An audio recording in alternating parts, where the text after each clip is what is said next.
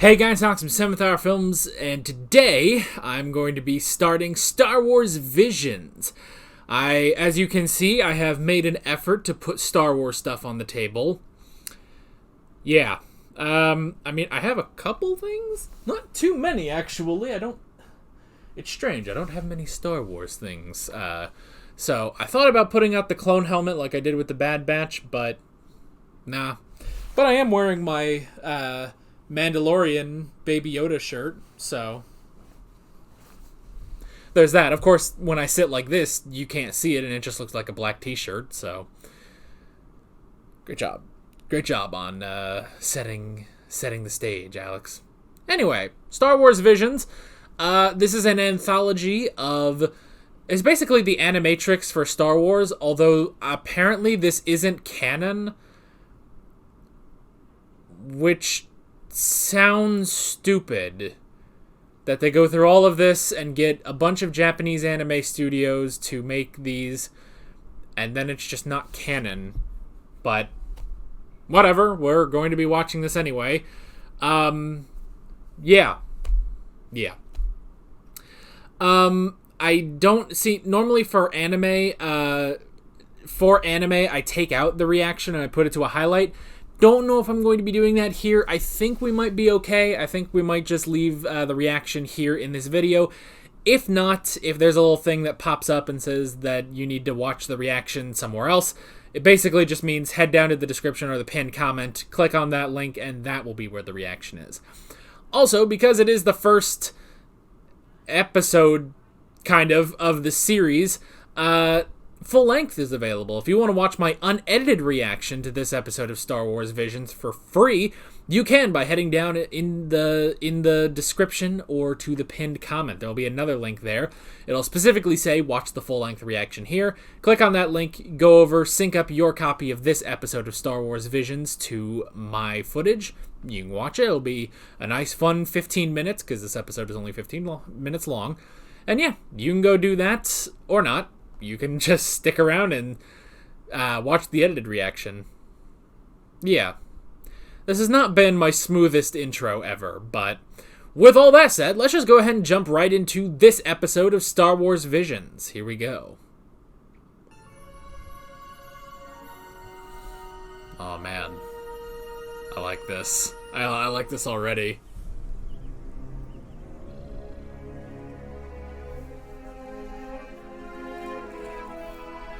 I assume that's Star Wars language. I don't know if that's Japanese. This is crazy. This is immediately crazy. Thank you very much, sir. It must be lonesome traveling the countryside all by yourself.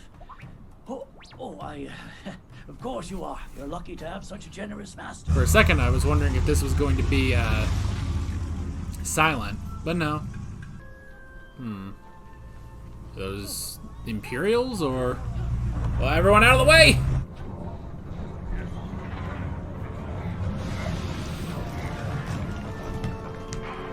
Yeah, I think those are Imperials. No, I don't think those are Imperials. Oh no, the birds! They're gonna kill all the birds! Bandits who set up camp at the abandoned outpost on the other side of the mountain. Last remnants of the war, willing to take whatever they want. The war? Like the Clone Wars? Give us your goods. It's time for you to pay your taxes. That was it. Are you really the chief of this village? Or did your father run away and leave you in charge? What a coward your father must be! Who is the voice of this guy? But how are you gonna stop us? It almost sounds like Patrick Seitz. What are you doing? Get back inside! You know you can't, right? I don't know. We're gonna have to look at that. Woo! Oh! Handle them! Run for cover! Oh, I love the use of color in this.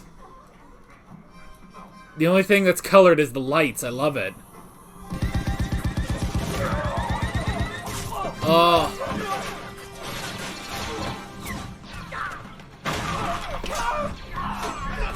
Ooh. Oh, geez. Are they all... Oh, they're not all droids. You're confused. What? You'll surrender. Although I won't be sparing your lives. Whoa! Lightsabers. She's a Sith. Whoa, that's a crazy lightsaber. I need him fully operational by the time this pot boils. Yes. He literally is just a Ronin. He honestly, this reminds me of Samurai Jack. That lightsaber is insane. You'll never be able to beat Ooh. Jeez, man. I love how crazy this thing is. Whoa! Just terrifying. You don't look like one of the villagers. Who dares face me? Just a simple wanderer. We are looking up all voices after every episode. I better hurry. Oh. Well, I kind of like that thing. What? Oh! He caught it! With the Force! Oh, you're a Jedi. Whoa!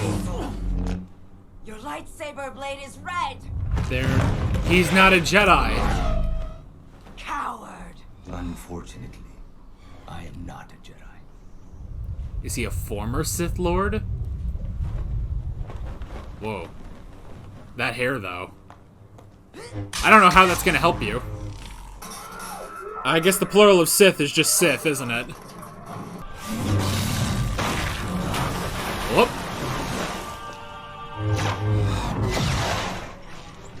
Oh, we're going for a roll. Oh man, this is so good. Oh, no more mask for you. Oh no, there's a waterfall. Of course there's a waterfall. It's such an interesting, like, location. Interesting he puts it into his sheath.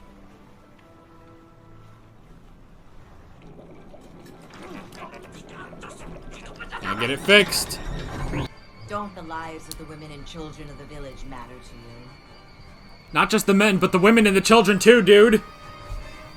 I mean, do they matter to him? He's a Sith. Whoop. Droid's off. Wow! Droid coming in like a bat out of hell.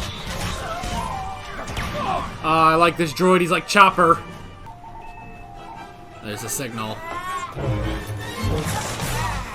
Whoop. Oh no.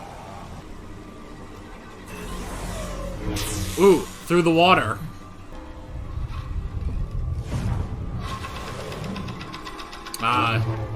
Use the log to get through. Oh, you fool! Oh! You fell for it, fool!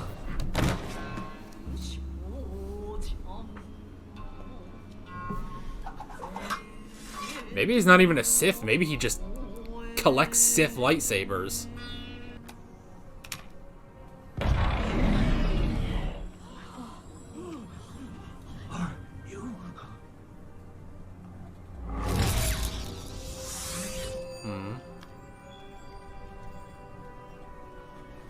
Oh, he's collecting kyber crystals.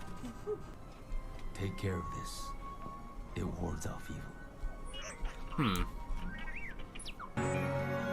And he's off.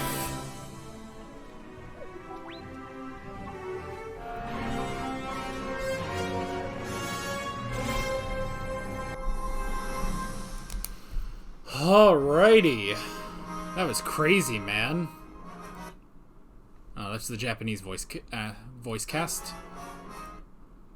Okay. Alrighty then. Oh, I was right. Oh, I freaking knew it. Okay, hang on. Alrighty, I was right. That was Patrick Seitz. Oh, I knew it. I love Patrick Seitz. I love that man's voice. I want to hear him in a bigger role in Star Wars, but That was pretty cool. There's also another guy. Oh, okay. No, that's the eye and the ear reversed there, but that's pretty close, actually. That's funny.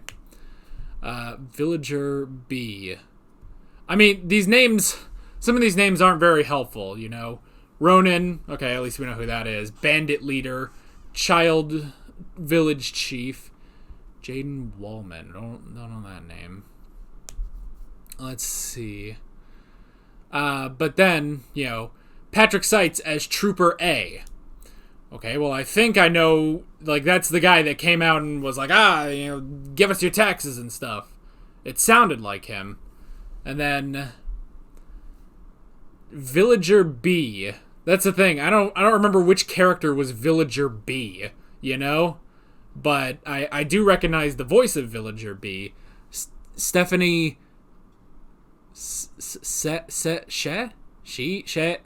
I've never really learned how to pronounce that. But I recognize that voice actress. She's the voice of Usagi on Sailor Moon.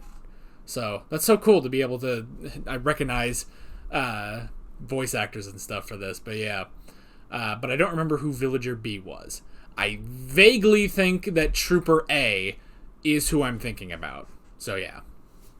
And everyone else, very good. Very good for everyone else in the cast, you know? It's just that I recognize those two names. So, that is episode 1 of Star Wars Visions.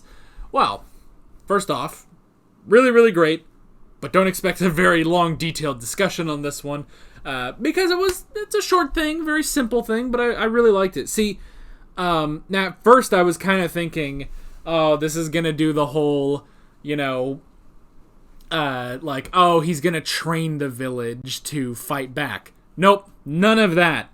None of that. So, but a pretty simple plot. I mean, a very, you know, I guess classic Japanese story of, you know, this Ronin who, you know, saves a village, you know, fights evil, which we've seen in other stuff. That the first thing that pops into my mind, I know this isn't Japanese, but it's influenced by, you know, Japanese and broad Asian culture. But the first thing I'm thinking of is Zuko Alone, where he comes in and he fights, you know. But yeah, but I mean, there are a ton of stories like that. So I did really like that. And yeah, bandits come in. They're led by a Sith, which is interesting. So I mean, this basically, you know, it calls into question when this is, you know, like, when does this take place? We have no idea. There's pretty much no context. The only thing we can think is it has to be far before the Clone Wars and everything, you know, far before Palpatine. So, but very interesting, just the bandit leader being a Sith Lord. A Sith Lord? I'm trying to say that like Mace Windu, but anyway. But yeah, I really did like that. And then just a very good fight. I was kind of hoping we would get more of this this Sith bandit using the rotating saber. Like, that was insane. Like, I feel like that's what the Inquisitors always wanted in Rebels, you know? Like, that was really, really cool. It was also a bit ridiculous, though, when she just comes out and twirls this thing, but hey, she made it work, you know? She made it work, so I really did like that. That was really cool. And then seeing that it's like, oh, that's an extension and she can detach into a normal single blade lightsaber, that was really, really good. I like that. Again, though, I do kind of wish there was more of a fight, particularly when he gets out the other lightsaber, you know? But yeah, but I did really like that. This Ronin is very interesting, too. The fact that he is, you know, you immediately assume he's some sort of maybe Jedi or ex-Jedi, but he seems to be either he's an ex-Sith or he is just that good, you know, which I guess is entirely possible.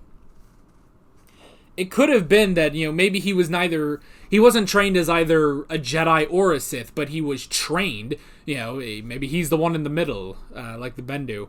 But it's entirely possible he was trained in the middle. It's just that he is specifically going after, you know, he specifically fights Sith, maybe. Maybe. I don't know. But yeah, so that was very, very interesting, just this Ronin, and very much like, I mean, this dude is, like, you can't get any more Japanese anime Ronin than this dude. Like, he absolutely 100% looks the part, down to, you know, the handle of his lightsaber. It's just a katana handle, you know? It's just the hilt of a katana. But I like that. I also like how it kind of implies his lightsaber is always activated. He just unsheaths it. Which seems silly. It seems a little silly that it's like, well, why would you do that? I mean, I guess if it's, you know, unlimited energy source, it doesn't really matter if it's, you know, on all the time, but we don't really know. You know, we've never seen anything of, you know, we gotta charge our lightsabers or anything. We've never seen anything like that. They seem to work indefinitely unless they're damaged, basically. But having it always ignited is one thing, but then to have it specifically always in... It's always in a sheath, and he always has to unsheath it specifically. Weird, but a very interesting stylistic choice, you know, for him. Like, he is 100% Ronin, you know? Like, and this is a 100%, like, I feel like the Star Wars... that's the interesting thing about this one, and I'm wondering if the others are going to be like this. But this feels like just a traditional Japanese, you know, Ronin story, and then they just added the Star Wars onto it later. Like, there's nothing, like, specifically about this story that needs to be Star Wars, other than maybe the droid, you know? The droid's kind of the only thing that's specific, but you could even just chalk that up to, like, oh, well, he's just the, you know, the assistant that helps out the Ronin, who then goes in and defeats all of them for him, you know? It doesn't even have to be a droid, so it's just very interesting, and especially because that's our first story here in Star Wars Visions, you know?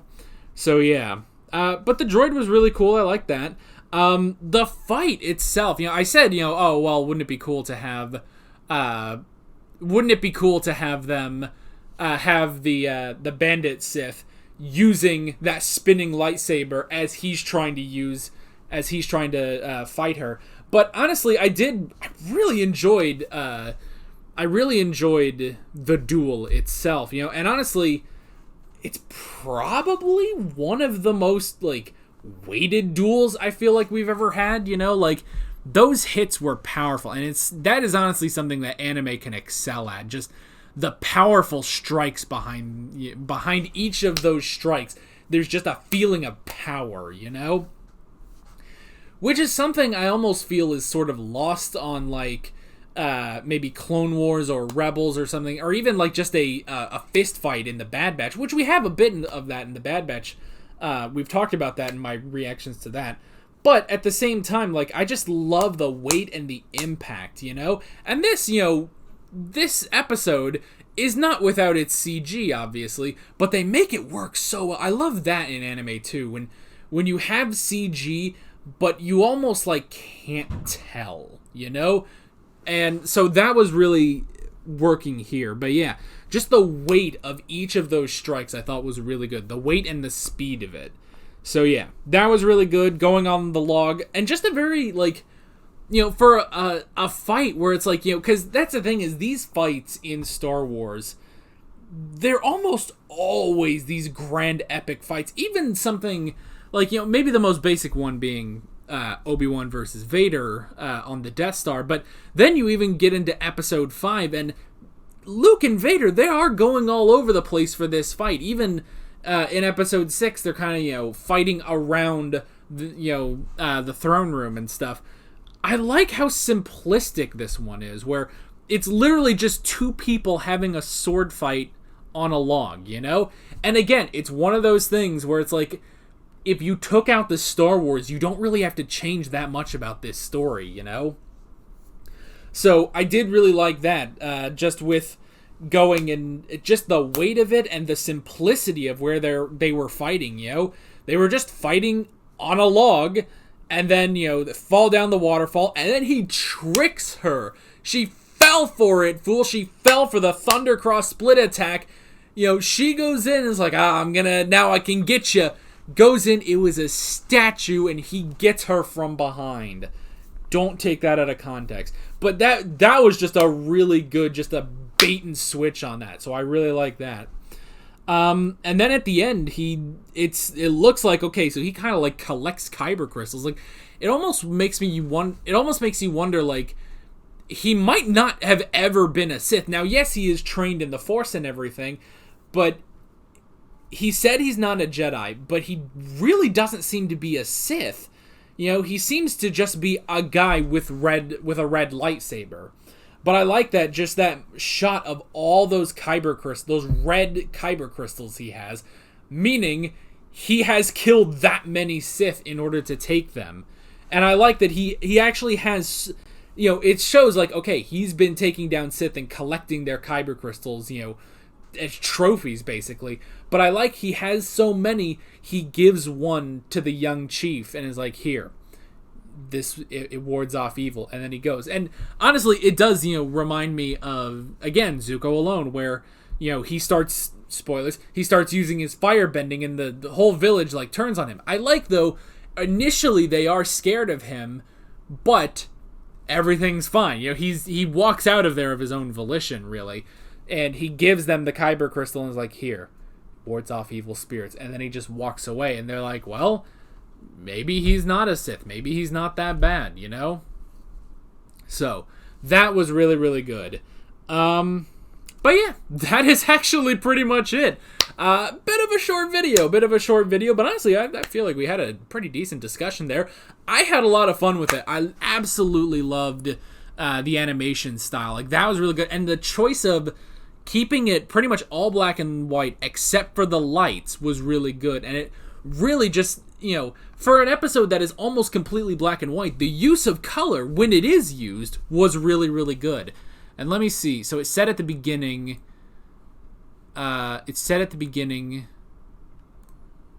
which company did this. Kamikaze, see, I just want to say Duga, but that doesn't sound right. Kamikaze, Douglas. I'm sorry, I've mispronounced that horribly. Well, either way, I don't know. If you, like, you know, if you went to my favorite animes, you know, that I'm like watching on the series, and you're like, hey, what studio, like, you put a gun to my head and you're like, hey, what studio made this anime? I could not tell you to save my life, but I'd be very curious. I mean, this is a good showcase of all these studios. I want to see more from this studio, definitely.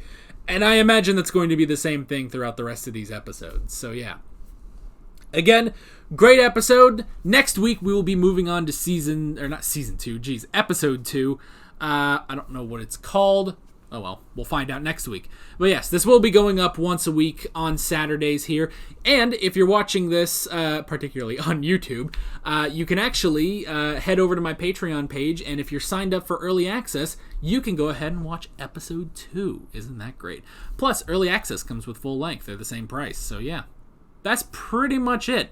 Again, short video, but hey, I had a lot of fun immediately. So, that is pretty much it. With all that being said, I'm Alex from 7th Hour Films, and I will see you guys next time. Take care.